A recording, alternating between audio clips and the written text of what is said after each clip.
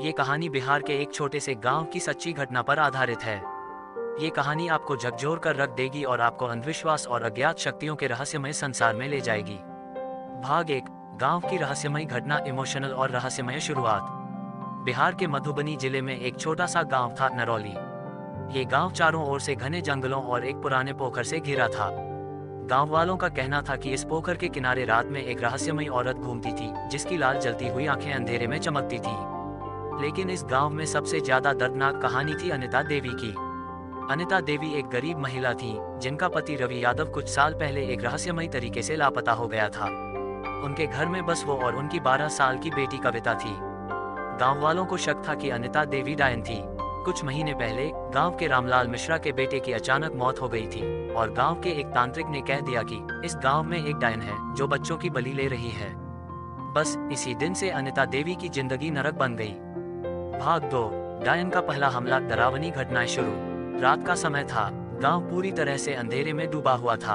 हवा तेज चल रही थी और पोखर के पास लगे पुराने पीपल के पेड़ की टहनियां सरसराने लगी थी। अनिता देवी अपने घर में पूजा कर रही थी जब अचानक दरवाजे पर जोरदार दस्तक हुई। कौन है? उन्होंने डरते हुए पूछा। कोई जवाब नहीं आया। उन्होंने धीरे धीरे दरवाजा खोला। बाहर कोई नहीं था, लेकिन तभी पीछे से किसी ने फुसफुसाकर कहा, कविता, मुझे भूख लगी है। अनिता ने तेजी से मुड़कर देखा, लेकिन वहां कोई नहीं था। उनकी रूह कांप गई। उसी रात कविता अचानक सोते हुए चिल्लाने लगी, माँ, कोई मेरा गला दबा रहा है। अनिता देवी भागकर कमरे में आई और देखा कि कविता हवा में ऊपर उठी हुई थी, मानो कोई अदृश्य शक्ति उसे खींच रही हो। भाग 3, तांत्रिक का आगमन और गांव वालों का फैसला, भावनात्मक और रहस्यमय मोड़। अगली सुबह अनिता देवी दौड़ती हुई गांव के सरपंच के पास पहुंची और अपनी आपबीती सुनाई। लेकिन गांव वालों ने उनकी बातों पर विश्वास नहीं किया। उल्टा तांत्रिक बाबा बंशी दास ने कहा, ये औरत झूठ बोल रही है। यही डायन है जिसने पहले अपने पति को खाया और अब अपने बच्चों को बलि दे रही है। गांव वालों ने मिलकर तय किया कि अनिता देवी को गांव से बाहर निकाल दिया जाएगा। अनिता देवी रोने लगी, मैं निर्दोष हूँ, मेरे साथ अन्याय हो रहा है। लेकिन कोई उनकी बात सुनने को तैयार नहीं था। भाग 4, डायन का असली रूप, भयानक सच का खुलासा। गांव वालों ने अनिता देवी को जबरदस्ती रस्सियों से बांध दिया और उन्हें पोखर के किनारे एक पुराने बरगद के पेड़ के पास छोड़ दिया। रात होते ही आसमान में बादल घिर आए, हवाएं जोर जोर से चलने लगी और तभी पोखर के काले पानी में हलचल हुई। किसी की हड्डियां चटकाने वाली आवाज आई। अचानक अंधेरे से एक काली परछाई निकली, लंबे लंबे बाल, उल्टी पलकें और खूनी लाल आंखें। वह डायन थी। तुमने मुझे बुलाया था अनिता। गांव वाले डर के मारे कांपने लगे। तभी तांत्रिक बंशी दास जोर से चिल्लाया, ये डायन कोई और नहीं बल्कि अनिता देवी ही है।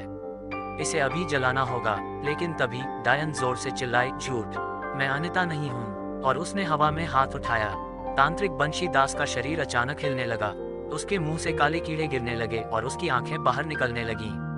मैं तुम्हें माफ नहीं करूंगी, डायन जोर से चिल्लाए और तांत्रिक की गर्दन अपने लंबे नाखूनों से पकड़ ली। अगले ही पल उसकी चीखों के साथ वह जलकर राख हो गया।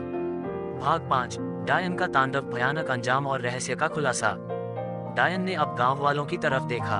तुम सब ने निर्दोष को सताया, अब तुम सब मरोगे। और अगले ही पल गांव वालों की आंखों से खून बहने लगा।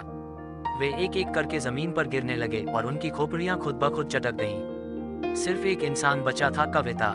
डायन ने कविता की तरफ देखा और कहा, तू मेरी संतान है, तुझे कुछ नहीं होगा। अनिता देवी की आंखें फटी की फटी रह गईं। क्या तू कौन है?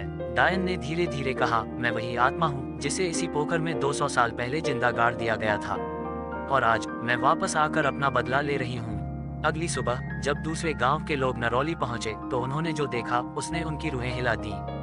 गांव का एक भी इंसान जिंदा नहीं बचा था। बस एक लड़की वहीं खड़ी थी, कविता। लेकिन उसकी आंखें अब लाल हो चुकी थीं। अंत या एक नई शुरुआत? क्या कविता अब खुद डायन बन चुकी थी?